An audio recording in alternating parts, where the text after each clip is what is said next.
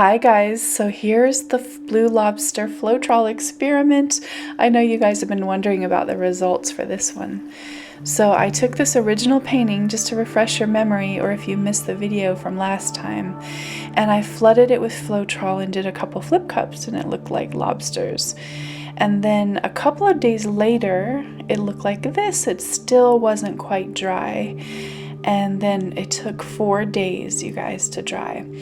And this is the results. There's things I like about it and things I don't. I like the added layering, the depth of the effect, and some of the gold I like around the edges.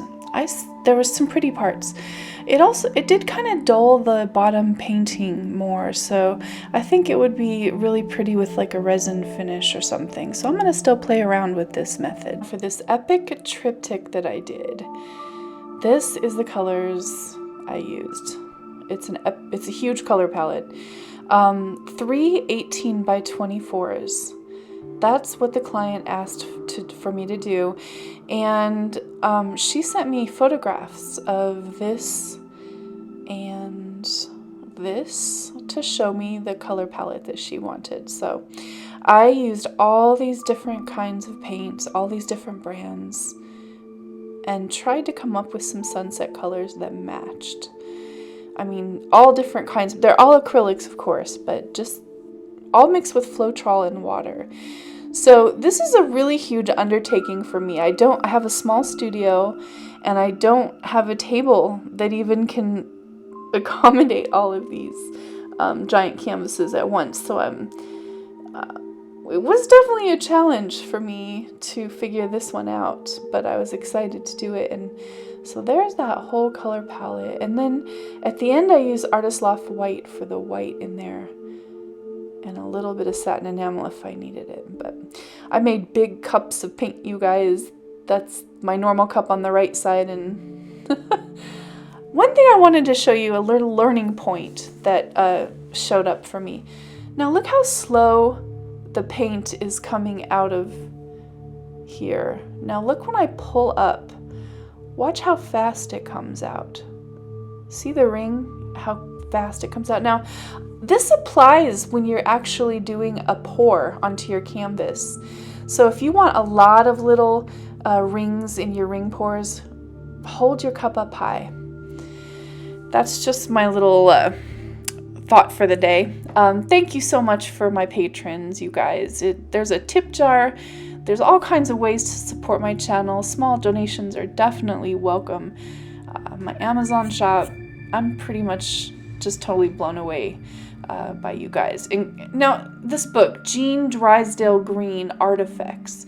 So 2 of my patrons were responsible for this. One of you suggested that I read the book, so I put it on my wish list in my Amazon shop. And my Amazon wish list, sorry. Another patron bought it for me.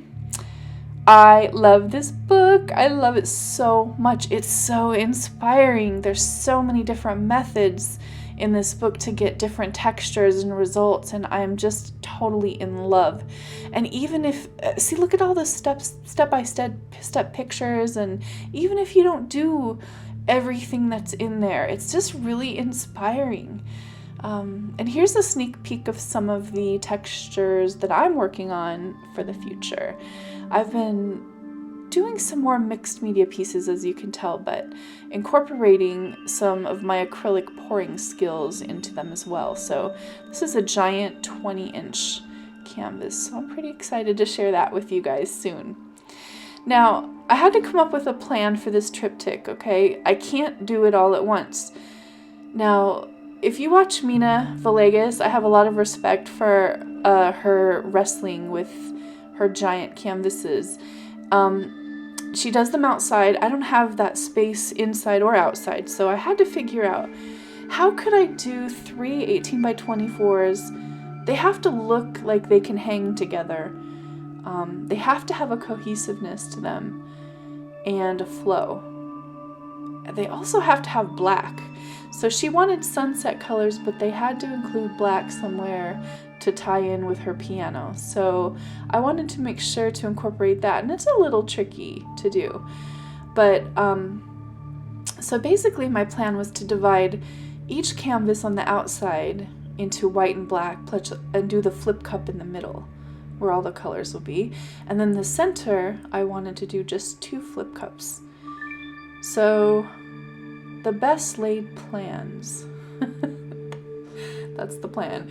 So I have these Arteza canvases. I'm an Arteza affiliate. There's a link in my description box for that, you guys. I just get a small little commission, but it helps support the channel at no cost to you. You can buy anything from Arteza, and I really do love their canvases. They're awesome. So I wet the back of the canvases and unwrap them and just get them ready to paint on. So I ended up mixing basically purples, a bluish purple, a violet, quinacridone magenta, that coral color that you see, yellow, and the satin enamel white and gold. So that is basically the color palette. Most of these were custom colors blended together, so I couldn't tell you all the ratios, but I do know they were all mixed with just Floetrol and water. And so you can kind of see how I layered the cups here. These are big, giant 20-ounce cups. And there they are. These are big cups, you guys, for me. So at the last minute, I chickened out on the flip cup. The cup was so big, and I was scared the paint would just fly out of the cup and splash all over. So I did a straight pour, and then a ring pour, and then a jiggle pour. And I decided that not much of the sunset was coming through on that first part. So this was kind of the inspiration for the next phase of the painting. You know, we all have the best plans, and I had a plan, but now I thought I'm going to add a part that looks like the sunset, like the actual sun on every painting. And I'm going to make that appear as though it's low on the horizon.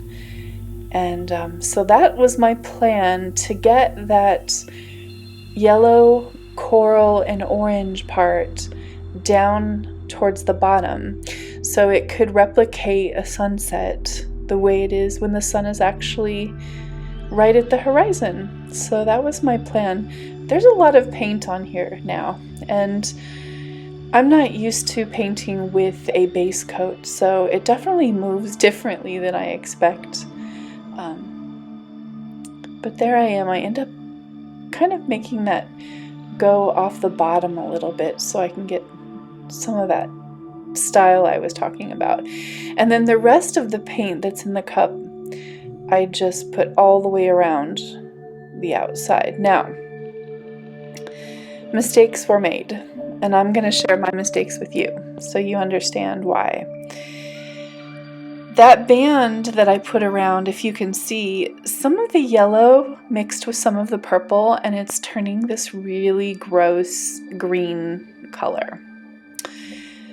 The reason is because I tipped that cup, and then I tipped it back, like for the original pour, I poured it out. Then I tipped it back and let it sit. When I did that, all of those colors really mixed together. So even though it worked out okay for the first part of the pour, by the time I put it out on the second part, I was not impressed. And at this point, I love the bottom and the center of this painting, but I hate the outside. So because it's a commission, it needs to be right, and I need to feel good about it.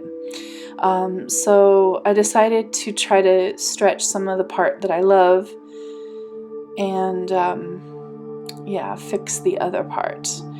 And you know me, I am not scared to start scraping, so that's exactly what I did. Is I got out my scraper and I scraped.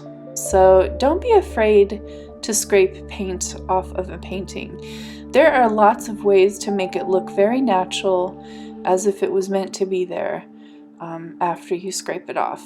And you know, it's better to do this than to keep something you don't like. And especially if it's a commission, you know, it's important that we fulfill the client's vision, but our own vision too, because if I'm not happy with it, it's hard for me to, in good conscience, turn it over to the client as my best work. So yeah, so I just scraped it off and started over. I didn't like any of that part. I thought it was way too muddy. So I add the black and the white again. And, you know, now I don't have the black part at the bottom, but I'm totally okay with that. I think that as long as there was black in the piece, which was the request, then I'm still fulfilling my obligation for that. So, by the way, I don't use a satin enamel as the base coat ever, just so you guys know. If I'm doing a base coat, it's always that Artist Loft white. And sorry about the lighting issues. My new studio configuration has some lighting issues, and I'm still trying to work through those, so sorry about that, you guys. Well, my camera died, and I added, in that meantime, before I realized it, I added some lines of color. So what I did is think about the colors that I wanted to see at the top of the sky there. And then I broke out my trusty airbrush. I used the Golden's 24 karat gold. I know, the Golden's gold deep. Sorry, the Golden's fine gold. There's a few different golds they have. It's expensive, and that cup of paint was expensive, I'm not gonna lie. But I love the way it dries, and I knew that when it dried, even though it doesn't look much when it's wet, it's really going to have a lovely sheen to it. And so that's why I decided to incorporate that gold into there. And once I started getting those fun splatterings with my airbrush, I just went for it. You know, sometimes I think that's a happy accident when that happened. It just brought a lot of vivaciousness and liveness, levity to the piece. And so I really like that. And through the center there, that's gold and purple. And so that gold is going to dry really pretty. And I love the top of that piece. And so now it kind of reminds me of a sunset where the sun is at the bottom and it's radiating up to the beautiful clouds sky with the beautiful colors. So now we go to number 2. Now number 2, I decided I wasn't going to put black in the center one. Instead, I wanted to make an intentional sun like I did on the last one and just do it right away. So my goal for this one is to make that sun feeling right in the center at the bottom. So that's what I try to do. You know, the golden sunlight that, you know, is coming right off of around the sun, right on the horizon. And then I took the other paints. This was just the cup that had already been mixed. You know, I mixed those 3 cups at the beginning. And I thought for sure it would have the same feeling to it when I poured those out, but it actually did not. So I added a little more paint for this area because I was a little short there on both sides. So as I'm tilting, I'm realizing, you know, it's crazy. You can mix 3 cups of paint exactly the same way, and they literally just do not look the same when you pour them out. And this was my fear doing this triptych. So I want to have the exact same feeling running through the painting. So there has to be a core of lines going through the whole painting, all 3 of them that look like they belong together. So I'm definitely not happy with the way the center is going because it does not look anything like the first one. So I take a lot of the paint and I dump it off. And I take the 3rd cup that has been filled and I do a straight and ring pour and jiggle pour just like I did on the very first canvas. And then at the very end, this starts happening. And you guys, I could not help myself. I know, like, I probably should have put my finger under there, but when I saw all these little white rings coming out, I could not stop. It looks so cool. And I thought, I'm going to incorporate that into the piece. And it was just a little bit of thin white paint that was at the very bottom of the cup, and it made the coolest pattern. And I just thought, you know what, Heather, work with it, figure it out, you know, because sometimes, you know, that to me was a happy accident. I love the way, this is my favorite painting of the three, and I love the way it turns out. And I thought, I'm going to turn that white part into a sun. So I took I had to take some of the extra paint off. I had to. There was just so much paint. And so I took that white part and I dumped a little bit of it off there. You can see off the side. And now the yellow's at the top, which is fine because that's also part of the sunset, you know. And there's all the beautiful white lines. I decided I'm going to add some yellow to bring the yellow as a reflection from the sun down there and into that space. So that was the first one I did, and then I did a second one. Now my camera kept dying and I kept running out of card space. This took hours and hours and hours for me. You know, I spend at least 2 hours on each painting, so cut out a lot of video. But what happened after I put all this yellow on was I made a sun down in the corner there with a ring of gold, and then I used my airbrush to blow it out. So you'll see when I show the final painting, you'll get to see the end result of this happy little accident. So by this time, y'all, paint was dripping on me. On my feet, down my legs, off the table. It's crazy. I had to clean up and start over. And I need to make the black and white one look like this one, remember? Only on the opposite side. So when they hang, the right and left one, they have some sort of cohesiveness. So that's the plan. And I made another cup exactly like the very first cup. The very first set of 3 that I did. And I layered it the same way and was hoping to get, you know, the similar results, which we all know is really hard.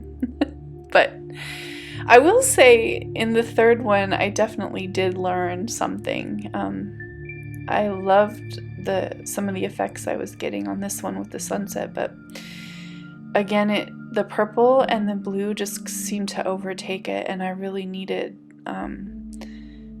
that yellow and white and peach color to come through. So I put a second cup on there, and then I started doing my stripes, and I'm referencing the other painting as I'm doing this. So I'm looking at it and trying to see what I could do to make it look like it has the same feel. So I do yet another cup, and this one is kind of like the mistake, you know, you make a mistake in a painting and then you fix it. It's like you have to almost do it again to get that same look. So that's what I tried to do here, is create the mistake, quote unquote, that I made the first time, so I could make them all have the same kind of feel to them. And that's what I did.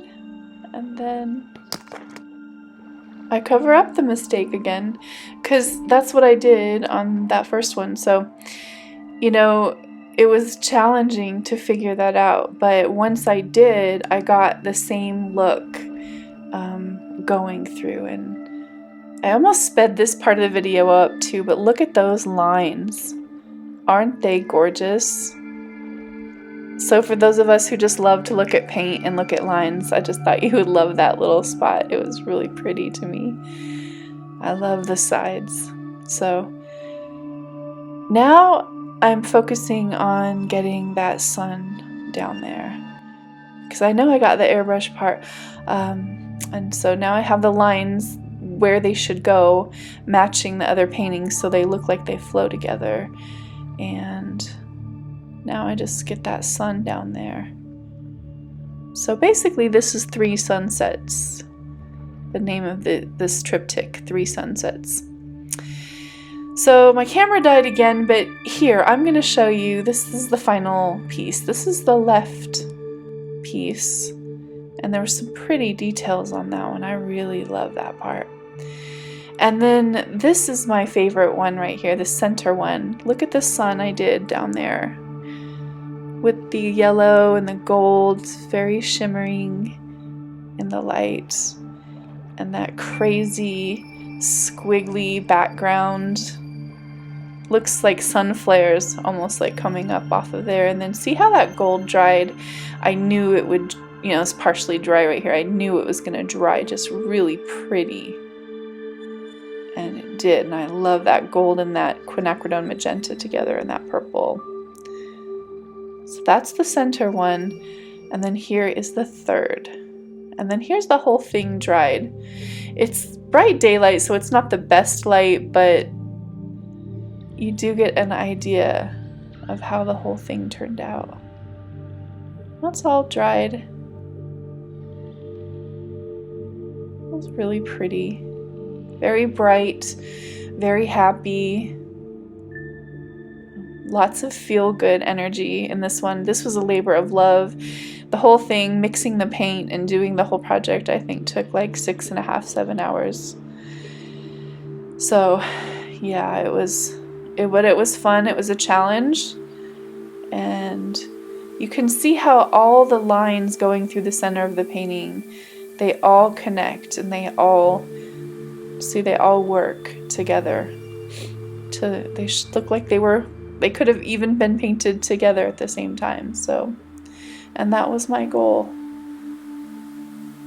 And the most important thing, you guys, in doing this is that the client was totally happy when I texted her and showed her. She said they are amazingly beautiful, and she was very pleased. So thanks for coming with me on this long journey. Until next time, I'll see you. Don't forget to subscribe and hit all notifications so I can make more art videos just for you.